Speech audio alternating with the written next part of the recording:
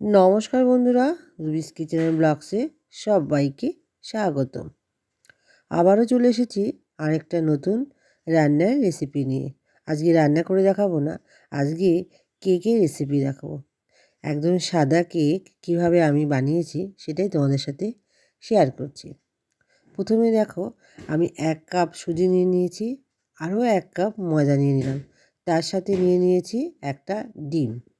তারপরে সেটাকে মিশ্রণ করব বলে 2 হাতার মতন দুধ দিয়ে নিয়েছি। ভালো করে মিক্সড হয়ে গেলে লাগলে তোমরা আরেকটু দুধ দিয়েও নিতে পারো তোমাদের পরিমাণ মতন।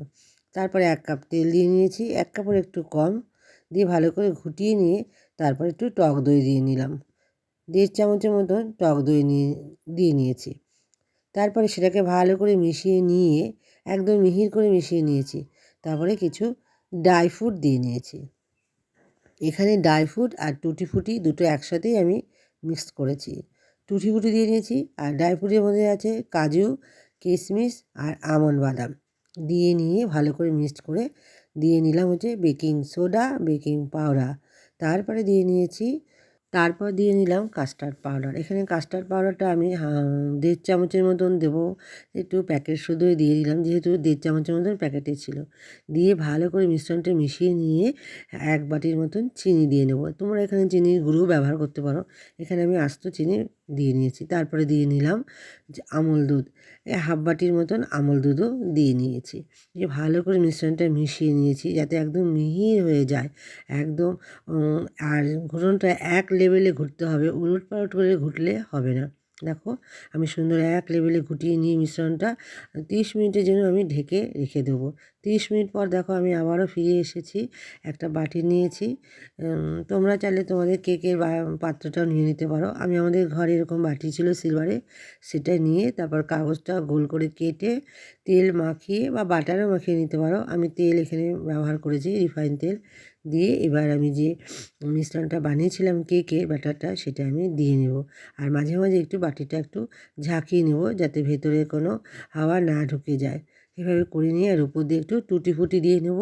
আর কালো কিশমিশ আছে সেগুলো দিয়ে নেব, সাথে নর্মাল কিশমিশ আর কাজু বাদাম দিয়ে বাটারটা ওপরটা সাজিয়ে নেব।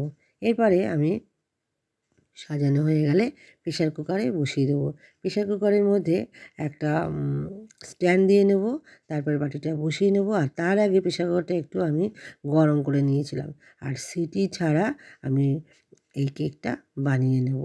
বসিয়ে দিয়েছি, দেখো 15 মিনিট পরে ফিরে এসে দেখি আমার কেকটা একদম রেডি। আর মাঝে মধ্যে আমি একটু ছুরি দিয়ে দেখছিলাম যে কেকটা রেডি হয়েছে কি না।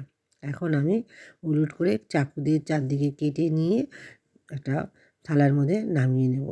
আর দেখো, খুব সুন্দর হয়েছে কেকটা বানানোটা, একদম সাদা হয়েছে। আমি এখানে কোনো কফি পাউডার বা ভ্যানিলার ব্যবহার করিনি, সাদা করব বলে, সেই জন্য।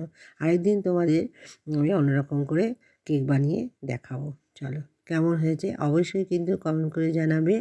আর ভালো লাগলে একটা লাইক, শেয়ার আর সাবস্ক্রাইব করে দেবে, পাশে থাকবে বন্ধুরা। আজকে এই পর্যন্ত, কালকে আবারও দেখাবে নতুন আরেকটা রান্নার ভিডিও নিয়ে। Tata, good night.